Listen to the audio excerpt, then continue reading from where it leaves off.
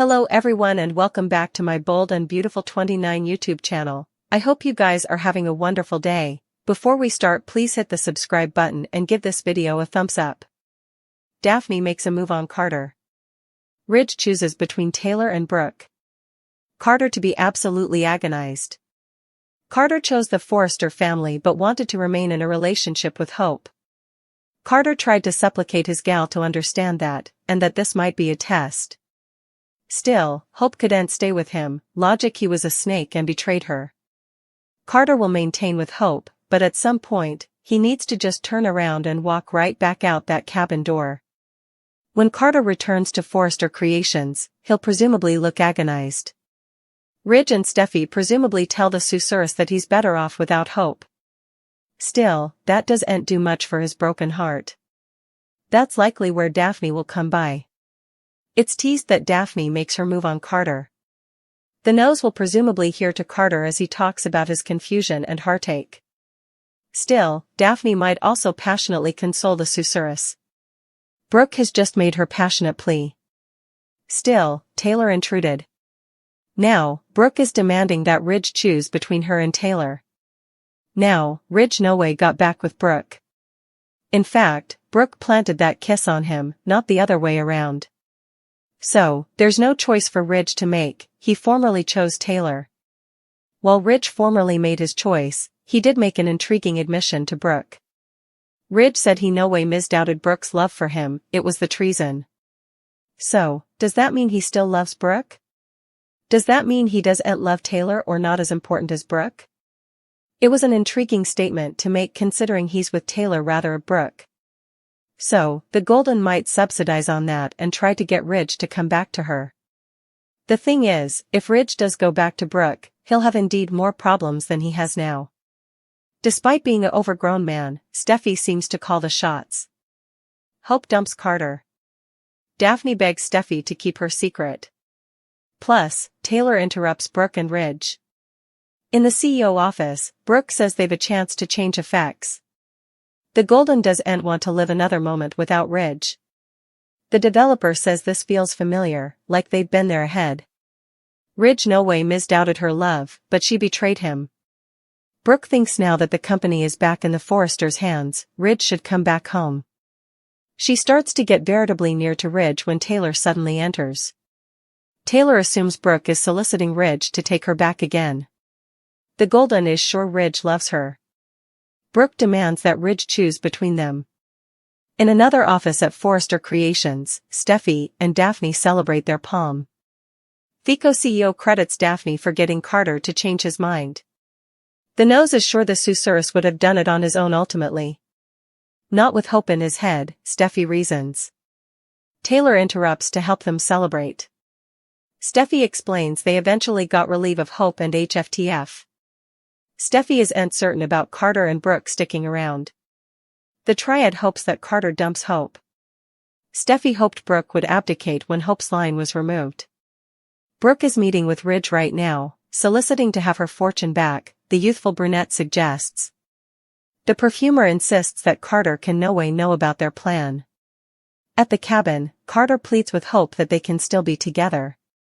The developer says Carter's words are empty and he broke them. The susurrus suggests they're being tested. Hope says that Carter chose the Forresters over her. The council asks for remission but she resists, saying she can't just suddenly forget losing everything. Hope calls him a snake and reminds him that the preemption was his idea, not hers. Supporting him was her mistake, Hope says. They go back and forth until Hope accuses Carter of loving Ridge further than her. Carter says he loves the Verity. The Golden brings up the kiss with Daphne, and how the nose has been manipulating him. Carter continues asking for another chance, he wants an occasion to make this right. Still, Hope reminds him that while the Forresters bashed her, he just stood there. Whatever they had is now over, Hope angrily declares. Hope is poised to deliver 5 nipping words to Steffi that could seal her contender's fate. With Steffi having disintegrated Hope's life by removing her position at Forrester Creations, Hope is ready to unleash her full fury. Hope spent times pouring her heart into Hope for the unborn. Pressure is sure to rise as Hope grapples with her current dilemma and reflects on its counter-accusations for her future. After earmarking times of her life to hope for the future, she now finds that chapter closed, as Steffi has discontinued the line. This leaves Hope questioning her coming way and what lies ahead. She's on the point of a career overhaul, and probably a romantic one too, as Carter will turn down the option of leaving Forrester to support her. While Carter will strive to regain their relationship, it seems doubtful they will overcome the challenges ahead. Hope is on the verge of losing everything she holds dear, but B&B spoilers indicate she might find solace in one particular study. This leads us to the 5 portentous words she could utter to Steffi: what goes around comes around. It's possible that Hope will take comfort in her belief that Steffi will ultimately encounter her own mischances. Hope may borrow the mindset that the macrocosm is fated to bring Steffi's world tumbling down as a form of retaliation. Naturally, Hope might also express her intention to contribute to that outgrowth, subtly intimating that her own plans for vengeance are brewing. Indeed, though Hope is trying to unhinge her rival, Steffi remains perplexed by Hope's bluster. Still, Steffi might soon find herself in the midst of further drama, with Luna now available and eager to connect with Finn. Steffi and Finn's marriage is formerly passing some turbulence, and new challenges are on the horizon, particularly with Luna forming an alliance with Sheila. It's easy to fantasize Hope seizing the occasion presented by this brewing chaos. Could she potentially win Finn's heart in the future? Only time will reveal the outgrowth, but one thing is certain. Hope and Steffi's contest is far from resolved. Forthcoming spoilers suggest that Hope might acclimate her strategies, so stay tuned for all the dramatic developments ahead. Steffi after times of her being on the show.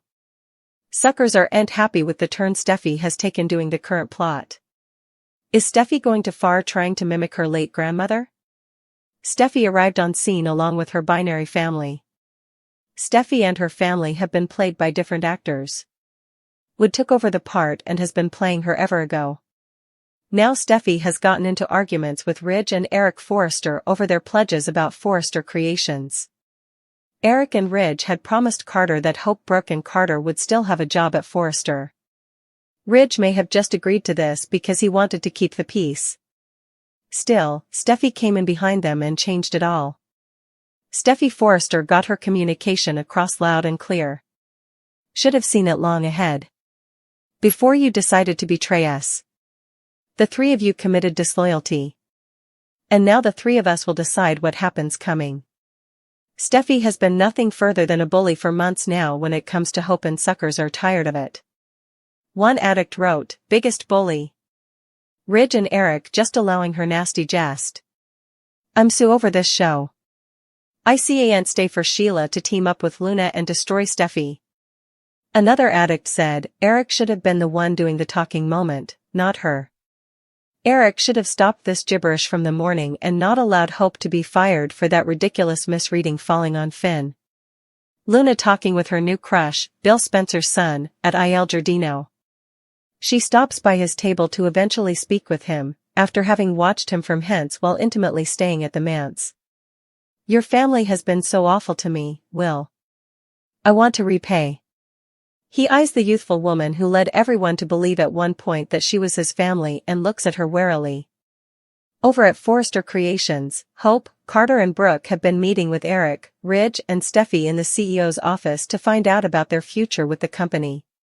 Steffi has said that Hope is no longer welcome at the company and she thinks that means she and Carter will walk out, but does it? Will Carter walk down from his work family for her? "We're a platoon," Hope tells Carter. "Duet, let them drive us piecemeal." Carter turns to face Hope. What will he say? Daphne wants to make sure that Steffi's request that she bait Carter down from Hope no way becomes public knowledge, especially by the man himself. "Carter, he can no way know about our plan," she tells Steffi. Fico CEO realizes commodity about her friend snappily. "You've really fallen for the Joe, haven't you?" Steffi asks. It's a mama-son moment that an emotional Brooke no way anticipated she and Hope would have. Her son wrecked the company, destroyed her relationship with Ridge, her fortune, and now wants her mama to make her feel more, but Brooke isn't having it, not this time. "Until you take responsibility, I've no sympathy for you, she tells a teary-eyed Hope.